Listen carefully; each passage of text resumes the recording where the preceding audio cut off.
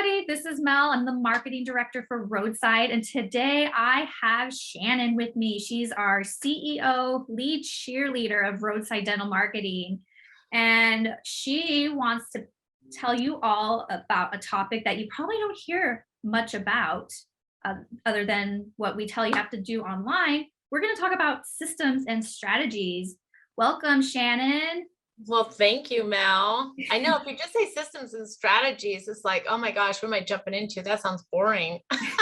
No, I promise. Not going to be boring. It's going to be so exciting. So let's just jump right into it. So we've always educated our clients on the importance of a strong online presence. You need a strong brand. You need a beautiful website. You got to post on social media consistently. You got to have reviews. And all of this is still true, but we seem to be switching gears here and talking about strategy first and systems, then website, branding, reviews, social media later. So how did this come to be and why is this important? Okay, so great question. And really, I dove in when COVID happened because it was such a shift and we've had change after change after change to masterminds. With some brilliant people, not just in dentistry, but out in the world, right? And so to be able to sit with, eMyth owner Michael Gerber and Mark Harris and Ken and David from the Prepared Group, I just ran into so many people that were just watching the trends and what small business owners really need. And then of course, some groups with dentists and some marketing groups. So really diving in, it's status quo, mediocrity it's not going to be a thing in the next year or two or three. So if we don't make some huge shifts for our dentists, for our small businesses, it's going to be catastrophic. It just is. So instead of being a doomsday proclaimer, what I did is I employed these brilliant minds and we learned from them. So I brought my whole leadership team to Oregon and met with the Prepared Group, and they're partnered with eMyth, Mark Harris, and we learned all about strategy first because every client, every practice, every business is just a little bit different. So it's you have to look at what their assets are, where they're coming in, the personality, what the industry needs, what your audience needs first. So then looking at your strategy, putting all these pieces together, and then it's the systems, because if we don't put in a sales and marketing system into these dental practices, it's way too heavy. They're already exhausted and they really even don't know a sales marketing system. It's just maybe the top 5-10% of doctors that have implemented it out of the whole dental industry. And doing this 23 years, I'm like, they're not doing this. Like they don't know this, right? And so that's where we just jumped right in. And why it's important is because it's going to be a game changer for our practices, for the doctors that do these two things and not just do status quo, the same thing that they've always been doing, because technology, the economy, people, they're all changing and it's going to keep changing. So to get ahead of the curve is absolutely imperative right now. Yeah, I totally agree. So you talked about these two things, strategy and system. So what does that look like as a dental practice? How do I know I have a strong strategy and system in place? Well, and that's what I have dove in to learn for the past couple years, and teaching the practices what that actually looks like. I have a visual. Let me grab that. So when we're looking at a practice, Mel, we have to look at the whole health of it. So when you're thinking, what does a business exist from, right? You first have to say, well, how are you capturing your new leads? So when you're looking at this wheel, this marketing wheel of fortune, let's call it, our wonderful designer put it in there to where I can walk through the practices, 0, of course, being terrible, and then 10 being great with the colors coordinating that, is walking them through their needs analysis to what they're doing really, really great on. So we can support that, but what they need help on and what is the most important thing to prioritize. Okay, so this needs analysis is like, what do you guys need? What's your goals? What's your priorities? How do you want to grow? Because like I mentioned before, every practice is just a little bit different. So when you look at your practice, it's like, how are you capturing new leads? It's really laying out the whole diagram of from your website. Are you doing, is that SEO? Is that organic? Are you doing things locally? Are you doing events? Are you doing Google ads? Is it referral based? A lot of practices still, a huge survival rate is referral based, but where are they coming in at? Because they check them out. So is your social healthy? Are these certain things healthy? Is it texting? Is it emails? Is it calls? Where are they coming in at? Do you know where they're coming in at? And are you responding right away to these new leads? So once you get these new leads, here's a new thought for everybody. So I'm in the red zone most of the time with my doctors, is nurturing these leads, because even if they're doing paid ads, whether it's Google, Facebook, some are doing a little bit of LinkedIn, which is fun, a little bit of YouTube,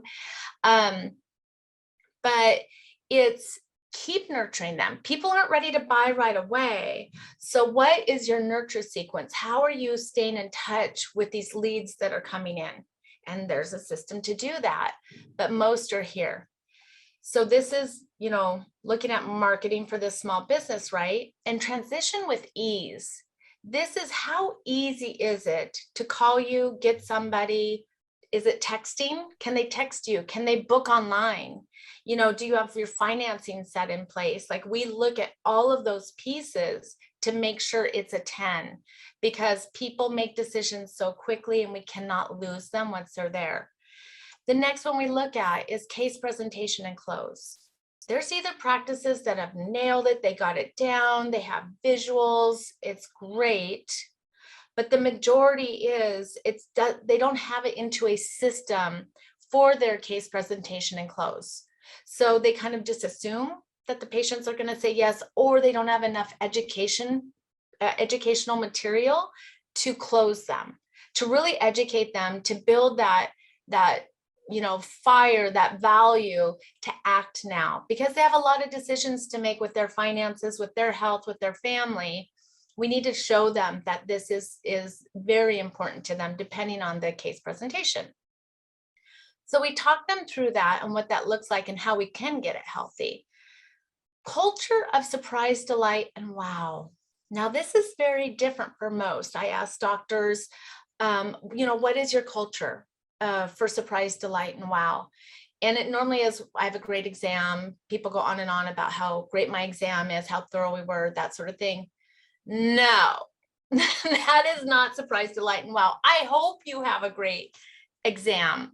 I hope you're the best dentist on that block so we can market you well, or in that neighborhood, or wherever in that area you are.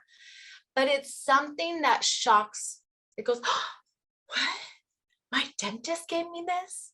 Wow, they gave me a car. Oh, ooh, ah, like, how are we making them do that? And there's so many reasons why to create a system around that. One, they're so busy, right?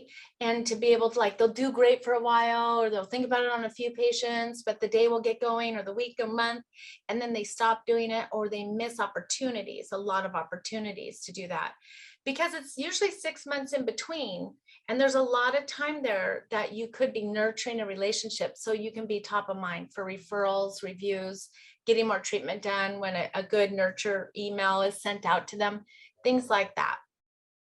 I actually thought of a good example of the culture of surprise and delight and wow.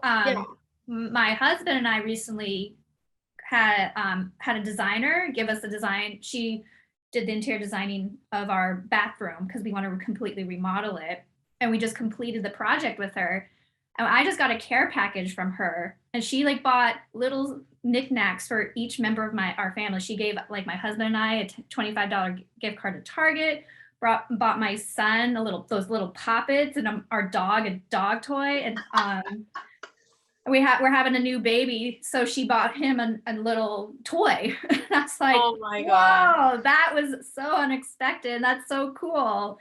And we Now, thought who she you was gonna great. And refer, yeah, right? I was going to refer her, but now I'm definitely going to Yeah. refer her. Now you go above and beyond, Yeah. right? To talk Yeah. about her. Mm-hmm.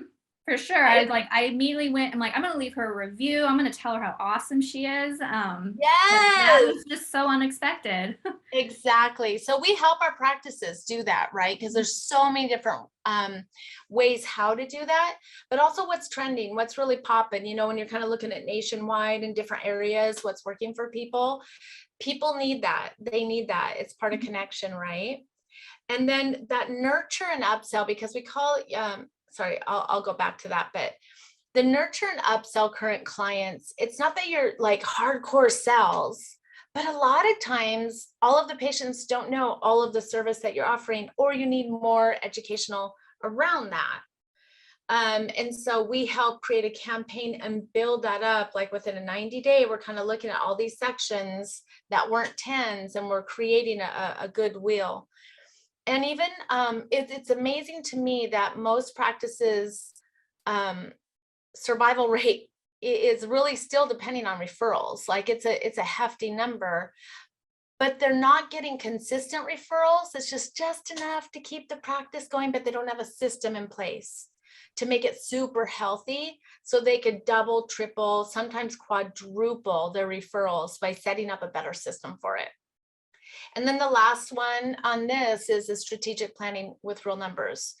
Our practices, they're just so darn busy that they have not taken the time to really look at real numbers. They're afraid of it, or they're just, the practice management system is too hard to get, or, they've tried it in the past, whatever it looks like, right? But we have systems in place to help them. And with the strategic planning is absolutely mandatory. It's critical to do this now with how the competition is just crazy, right? So in answering that question, what this looks like, I would love to pop over, to this one. So we're kind of talking to our practices and leveraging or looking at their numbers as we're talking. So you see, if this is a wheel, it's way janky, right? So it can't really run smoothly. It's not a well-oiled machine, and they need this to be a well-oiled machine for this practice to not just survive, not just go paycheck to paycheck. Hopefully you can make payroll this month, and looking at how the practice is doing by looking just at your bank account. It's really knowing the numbers and making it profitable. So what you're really doing, can we gain more profits from this, and where that's at? Can we add more gasoline to this, or can we fix this over there? That's part of the strategy. So we want to get rid of all the janky wheels in going through that, and that way we can really help the practices. Yeah, that's awesome. Seeing that janky wheel kind of put it really into perspective, that you can't run a full on dental practice if it's not a wheel. It's janky then. Yeah, they're handicapped. Yeah. They're handicapped. And it's like, it's called success chaos. Yeah. It's like you have that success chaos. You're busy enough, you're okay enough, you're paying the bills enough that you're not going to step back and fix and automate your systems for sales and marketing, so that now you're actually profitable. Even looking at the providers, like what they're making per hour. If it's $325, you need to get it up to $725. Like, that's no joke, so how are we doing this, and having those numbers in front of us, and then basing a campaign on that to fix that. Normally it's 90 days, to do that, to build, momentum in the practice for that, and to fix that. So that's kind of where we're going with our doctors.